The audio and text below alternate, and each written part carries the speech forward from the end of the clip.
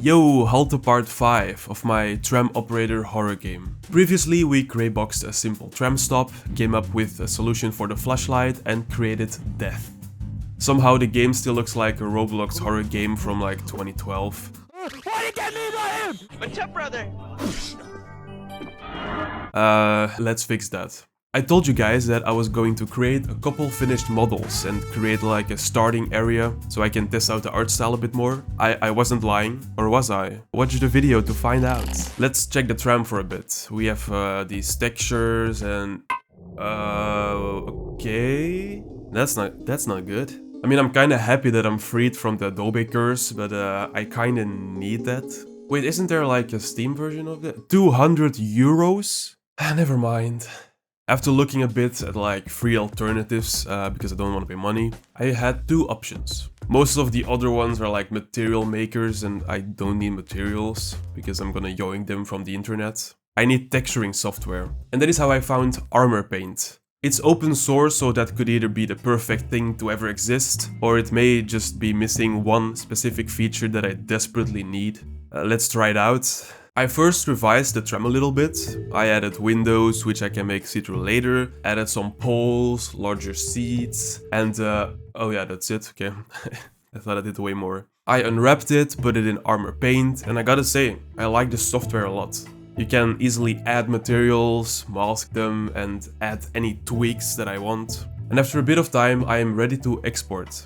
It looks pretty good, though when I put it into Unity, it was a completely different story. The problem with my game is that the textures are very low quality. I'm talking about like 256 and 512 for like a large model like a tram. Those resolutions work well within the shaders I made, but it doesn't work well with Armor Paint at all. In Substance Painter, which I previously used, I used a setting that revived my will to live, texture padding. It basically like extends colors beyond the UVs of the model, if that makes sense. This can avoid something called bleeding.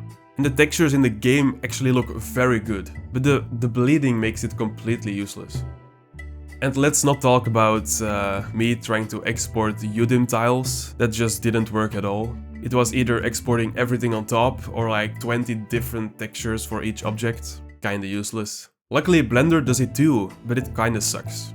I have to add an empty tram texture image inside of all of my materials, then select them in every material ever, then go to the baking menu and only select diffuse, and then bake. Wait, that's actually not that bad. Oh, I forgot to select one material, it's all messed up now. Very intuitive. It's like, what is the break-even point between 200 euros and my time? At least it looks amazing in Unity. It looks so eerie and so rich in color.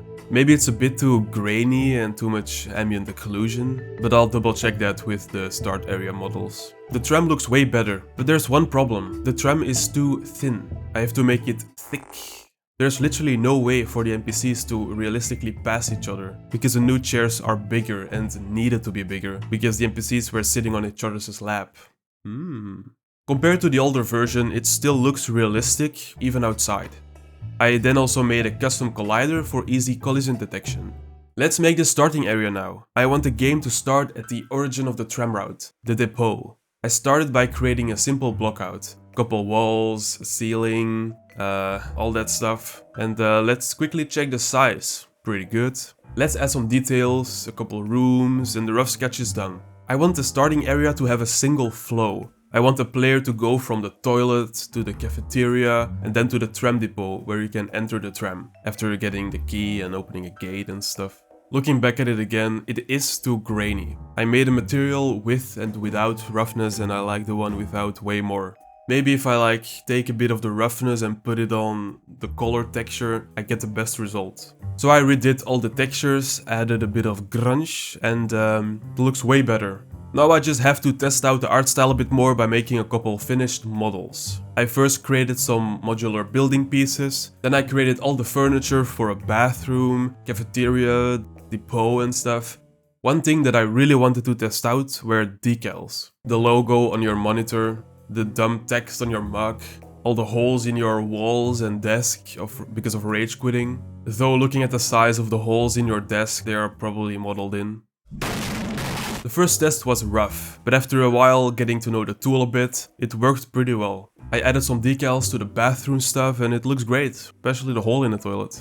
Ew. Then I also added some decals to the office stuff. Cabinets with dirt on them, coffee spills on the table, a paper with the Treaty of Versailles. I have no idea why. The voices in my head are forcing me to do that instead of lorem ipsum. I also made a decal with a realistic schedule of my life if I didn't have a game to work on. I think everything looks really cool, even laid outside, everything fits well together. That's a first for me. I mean, I created this monstrosity, so this is like the Mona Lisa. One thing that you may have forgotten, which is something that will make the game look 10 times better, and the file 10 times larger as well, is light baking. I'm not gonna lie, I forgot that as well. It took me a million times of going to the package manager in Unity to finally see the rendering tab and remembering all the horrors of creating light baking artifacts again. Surely it's gonna be super easy now, right? No. It was the exact same problem. But this time I was prepared. I had a secret up my sleeve. Money. To buy an asset that does it better than me. Bakery. Used by games like Call of Duty Mobile, Totally Accurate Battle Simulator, which is a very relevant example, and more, I think. I mean, that's the list that they gave me. This is the environment without light baking. It looks cool because your mind is limited. Boom! This is the environment with light baking. Everything looks way more coherent, the lights flood outwards more, and everything doesn't look so harsh. Now, how will I be able to do that for my whole game? I mean, this is like a small example, and it already took like 10 minutes to bake, and lots of megabytes. Oh well. One problem with the light baking is that non-static objects aren't baked with the environment. The tram, for example, looks super dark. That's why I'm gonna buy another asset again that does the work for me again. I have no money, please subscribe.